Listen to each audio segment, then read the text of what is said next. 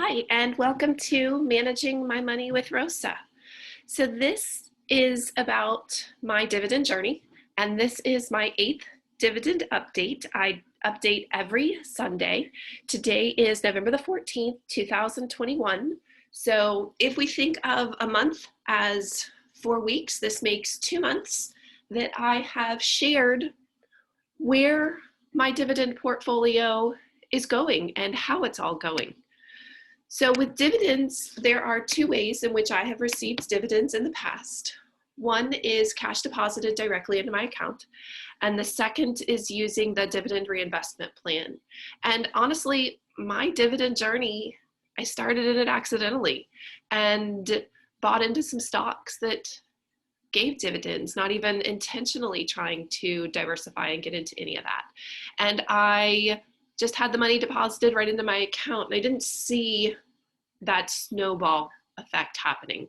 It was short term anyways, and they were quarterly payments, and it wasn't a whole lot that I had, but I definitely wasn't even seeing the money in my brokerage account growing. So I began this journey and started into dividend reinvesting and looking into having my brokerage automatically purchase me additional stocks. And I still haven't seen that huge snowball effect happening yet, but that's because I'm new in all of this still. I really don't have a whole lot going on. And then you look at this screen and you go, what do you mean you don't have a whole lot going on? Well, I currently have a pinky in each of these 19 stocks. Some of them I have a lot, like ORC. I have over 100 shares of ORC. BTG, I have over 100 shares in BTG. The rest of it, I might have 1 or 2. Like ExxonMobil, I have 1. Maine, I have 1. OXSQ, I have like 30 something. So it just depends. A lot of this isn't paying a whole lot right now, which means the dividend reinvesting that's going on isn't a whole lot, but it's starting somewhere, and it is starting to intentionally grow. So the goal is one day for these 19 passive income streams to be able to take care of everything and give me income. So some of these are quarterly, some of these are monthly. I intentionally tried to break it up that way, just so that some of it would grow a little faster, and to just get a variety in everything I'm doing. So if you haven't already, I'd love if you push the subscribe button down below. If you are a subscriber, thank you so much for coming back and spending your time with me. Hit the bell for notifications, and I would love a thumbs up if you like my video. And definitely, if you have any stocks you're interested in for your dividend portfolio, I would love to know what they are. So I have long-term goals and short-term goals. And when I think long-term, I'm thinking 2 or more years. And really, I'm thinking maybe 5, 10 years. So my first one is to have a $100,000 dividend portfolio value. That's probably more like a 10-year goal right now, because I'm sitting at $2,300. So, and it's a little more than that, but it fluctuates depending on the market. But long-term, 100 is my first large goal. I would like eventually to have $1 million plus, but that's longer than 10 years, I can say right now. So again, moving towards that goal. I would love to earn $80,000 a year in dividends. Essentially, that would replace my check and my husband's check currently. Getting $154 a year in dividends. Yeah, not a whole lot, but it's more than what I was earning 2 months ago. So excited about that. My husband and I, we tease. He keeps going, can I quit my job yet? Can I quit my job yet? Can I quit my job yet? No, baby, you cannot become a house daddy. So that's what we lovingly refer to my husband as, is one day I would love to be able to turn him into a house daddy. And then of course, if we're making $80,000 a year, that means that I don't have to go to work either, which I don't know what I'm gonna do with my time if I don't go to work, but we'll figure something out. So I also have short-term goals, and those I look at in the next 6 to 12 months I would like to get to. So the first one is have a $5,000 dividend portfolio value. Again, right now we're at 2,300. I do see this happening in the next year. I take most extra pennies that I get and drop it into more dividend stocks. So I really think this is doable in the next year. Plus, the portfolio is beginning to grow on its own. So again, not by much, but it is growing, and eventually that will begin to snowball into much larger values every time that I get dividends. I'd like to earn $20 a month in dividends. Again, that's my 1 year or less. So when I started this journey, I was actually I was going to be excited when I made it to $10. I'm actually at $13.21 right now. So I am way past my first goal. I am 2 months into this. I see $20 definitely happening in less than a year. I'm hoping about 6 months, and I can make $20 a month in dividends. So I told you that I own about 100 shares of ORC. That basically gets me one dividend, or every time I get paid a dividend, it purchases one full stock. My next goal to get that to happen is OXSQ. So that goal is to own 150 shares so that every time it pays a dividend, I can earn one additional stock. Right now, I currently own 33, and actually it's like 33 point something, but not quite 34. I am trying to get in at certain price points. This hasn't changed since last week. We'll talk about that in a minute. And then my last short-term goal is to receive at least one dividend check every week of the month and make a minimum of $5. So that would be my $20 right there. So $5 a week. Again, it doesn't sound like a lot, but it's where I would like to be. Again, I believe all of this is doable within the next 6 to 12 months. So I'm looking forward to sharing how that's going every week. So that last goal, really, I got to thinking, and I wanted to break it down into what does that look like? If I want $5 a week, how is that really doable? So I broke down to see when each of these got paid. And when I looked at the 1st through the 7th, really, those all happened right about the 1st. The 8th through the 14th, those are scattered here and there throughout the 8th and the 14th. The 15th was a big payday, and then a couple after. And then the next big payday is basically the 28th, 29th, 30th of the month. So this really did break it down one a week. However, if you ask me, that 1st and the 30th, they're going to be the same week, but that's okay if I look at them financially from a different month. Right now, I think I own like 2 shares of PFLT. It is a monthly. I definitely am looking into purchasing some more of that. The second week of the month, AG&C, I really have decided to get serious about AG&C because there isn't much happening during that second week. So I'd like to start to build that up. And then Maine and PSEC, I think I own 1 share of Maine, like 2 shares of PSEC. Not much either there, but with what also happens with those other payments, I've decided to really not focus on Maine or PSEC right now. And then the end of the month, I for certain am getting $6 every month because that's what I'm getting from ORC right now. And then I'm going to work on OXSQ so that I can earn, I think another $6. So that's between AG&C and OXSQ. I'm hoping to get there soon.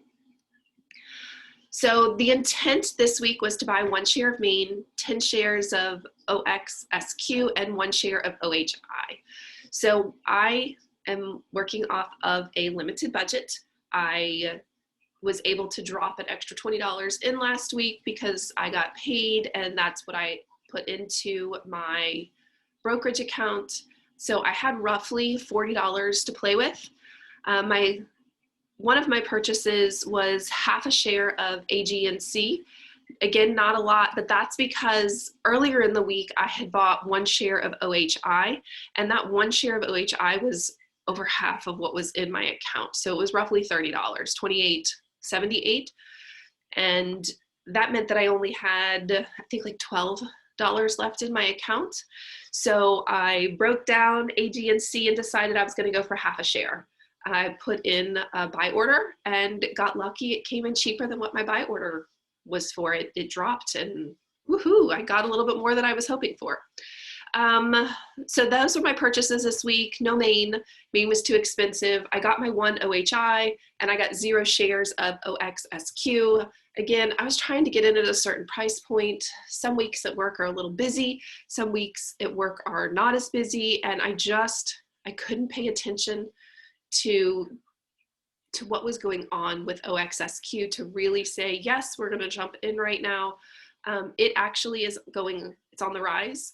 So I'm struggling with where my new price point is and just going from there.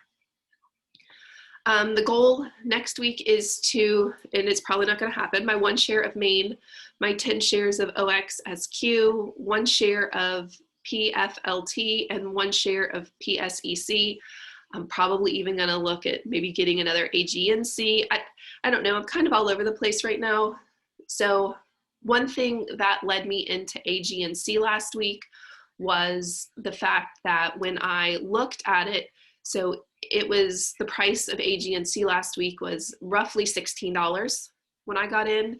It was hovering 16 most of the week. And honestly, I looked at my brokerage and said, who am I in the red? Meaning that when I bought in higher than where the stock currently is, and that was AG&C.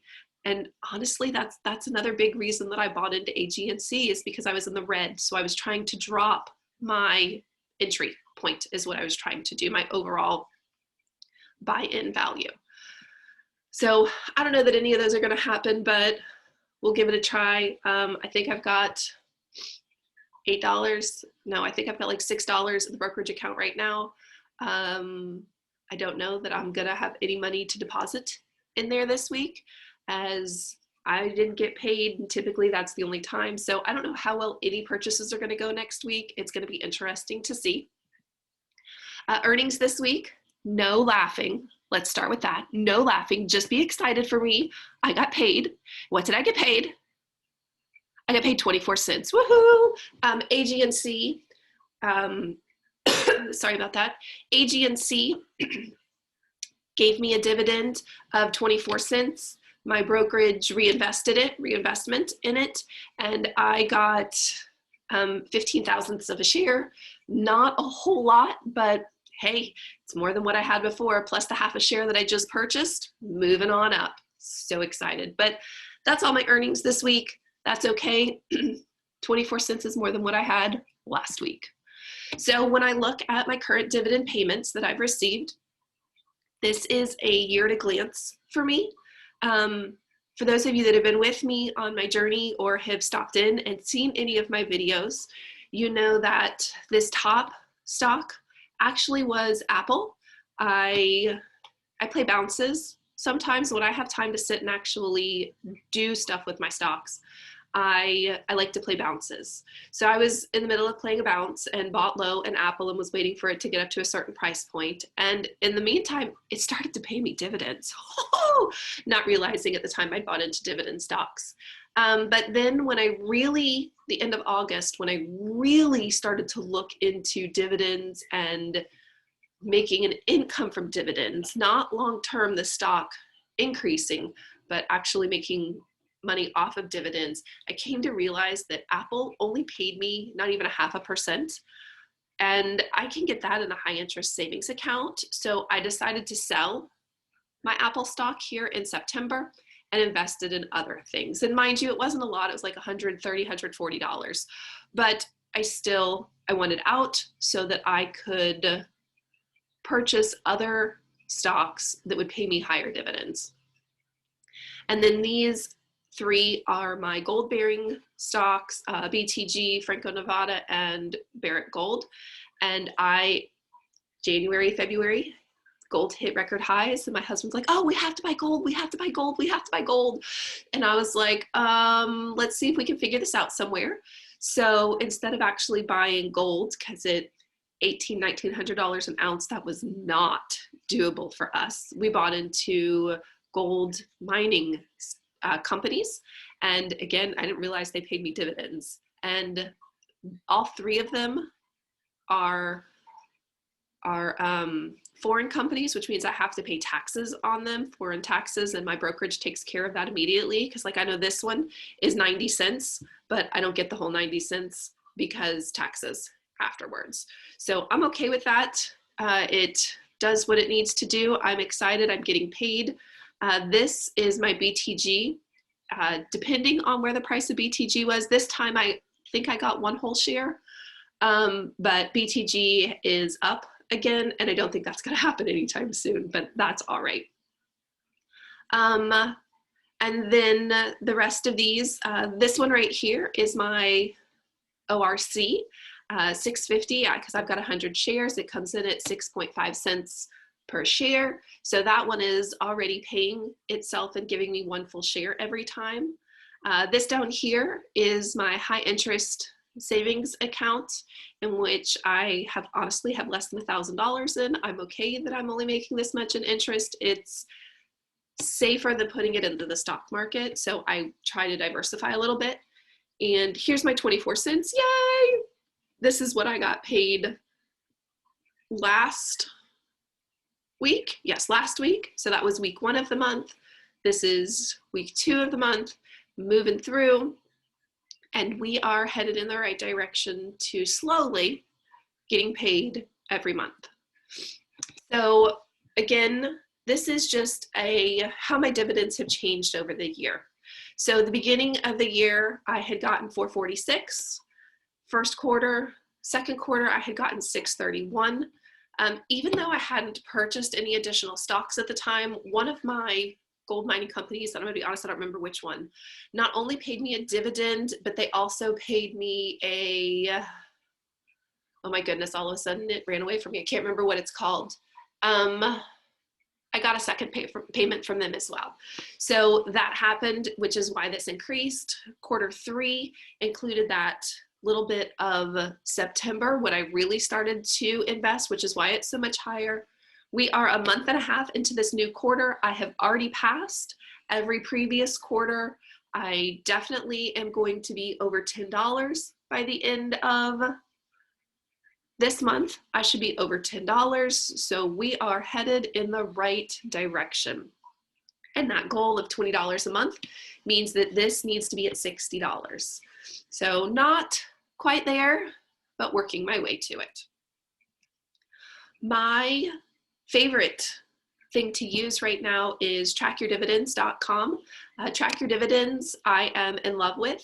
It gives me a quick snapshot of how much is in my account, or how much my portfolio is worth when I just look at dividend stocks. So it's roughly $2,387. I know that right now I'm up $39. The dividend yield is 6.44%, but my yield on cost is 6.55%. And the reason there's a difference is because I'm up right now. So I'm actually making more on my cost than what is actually being paid out.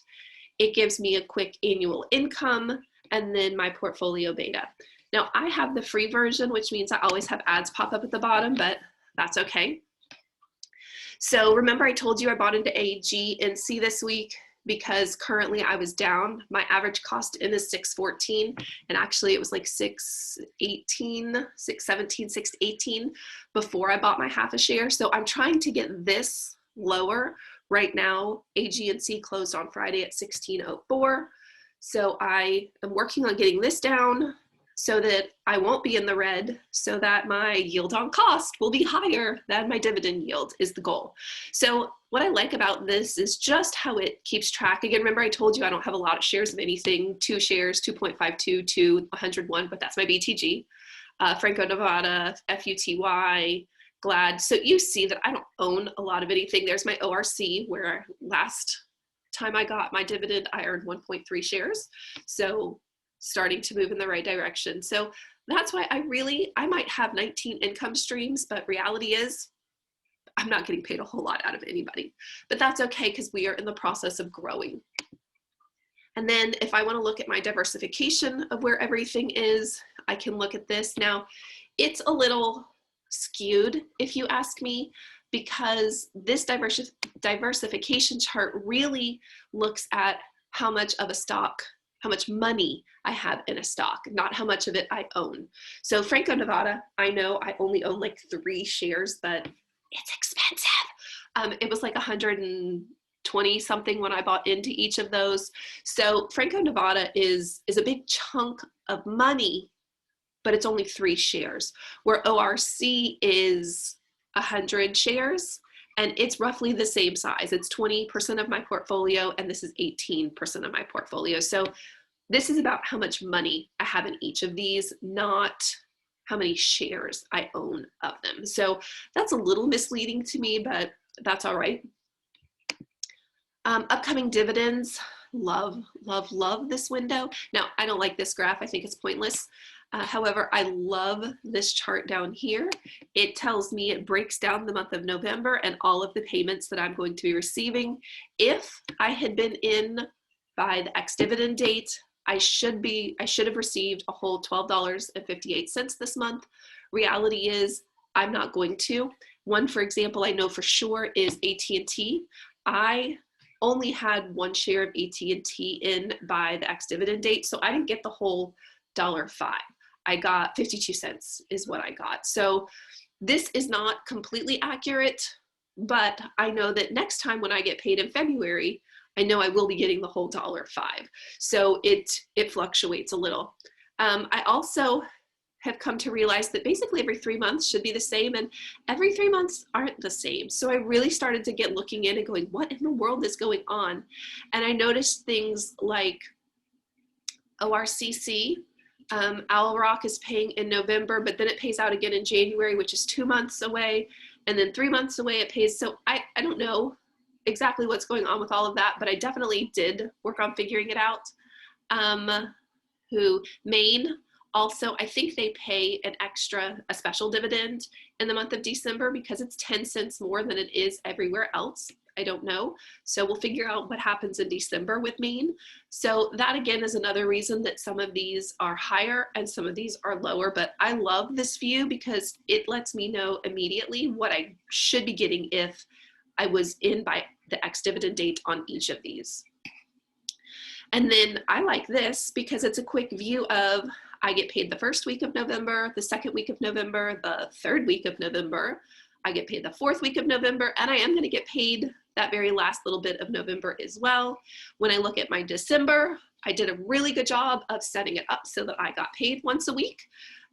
Now, really, if you take the 30th and the 1st, really I'm getting paid that week already, but that's okay. I still like the way this looks and working on that weekly paycheck for dividends.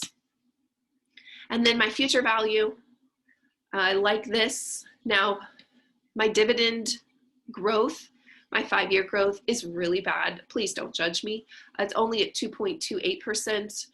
Right now, I am looking at stocks that pay high dividends and that are probably a little more risque than safe dividends, which means they may not have the growth rate that Lockheed Martin would have, or that a Coca-Cola would have, or that somebody else would have. So my 5-year dividend growth rate is not spectacular right now, but really until I get those 19 passive incomes earning at least 1 share every time I get a dividend payment, I'm probably going to stay a little bit on the risque side, and that's okay for me. In 10 years, it says that I'll be getting roughly $314. I can shorten that up in 5 years, $212. That's definitely not the goal where I want to be. That is not going to pay for a house daddy. And then 25 years out, that's $950 a year. Again, that's definitely not going to pay for a house daddy. Some of this also has to do with my growth rate isn't very good. So working on figuring all of that out, making some adjustments. I can come in and work on, if I add some extra, where might it be from here?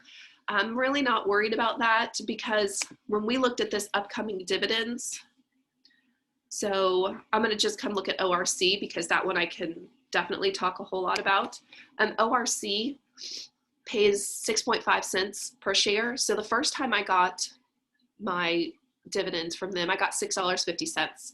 Well, because I'm now reinvesting that, I know that the next month I'm going to get $6.58 this month of November. Well, it also says that for December, January. Well, guess what, guys? I plan on continuing to reinvesting that, which means this will continue to go up, which will continue to increase the value of my portfolio. So I'm not really worried right now about any of those future values and how low they are, because I know that I'm going to continue reinvesting all of my dividends. And I also know that I am going to continue adding cash to my portfolio and purchasing additional stock. So I look forward to watching this continue to grow. I'm going to come back to this window because we're going to need this in a minute. The next thing that I am a spreadsheet nerd. I'm a numbers nerd is truly what I am. And I absolutely love spreadsheets. I loved Excel before Excel was, okay, Excel has never been cool, but I love Excel. And then when Google came along and now I have a spreadsheet, Google Spreadsheets, I love, love, love it almost as much as I loved Excel. Unfortunately, it doesn't do some things that I would like for it to do, but that's okay. Google will eventually get it all together. So I have all of this information is imported in my actual year to date. So far this year, I've earned $28.51. If I break that down per quarter and average it out, I've gotten $7.13. Monthly, that would be $2.38, way off my $10 goal. Daily, that's 8 cents a day. If I were to get paid 24 hours a day, 7 days a week, 352 days a year, I'd be getting $0. On the other hand, if I worked a 40-hour work week, I'd be earning like a penny an hour. Woohoo! Then it brings in the total income for each of my quarters and my annual income. So for 2021, it's looking at how much I've gotten paid every month. The month of November, we're up 95 cents. I know that's going to continue to rise, which excites me. I'm really looking forward to the day where it just continues to go up and up and up. So what I'm really looking forward to is putting in my projected income for the next 3 months to then auto calculate out. So right now I'm getting $13.21 a month. Let's get rid of my ad.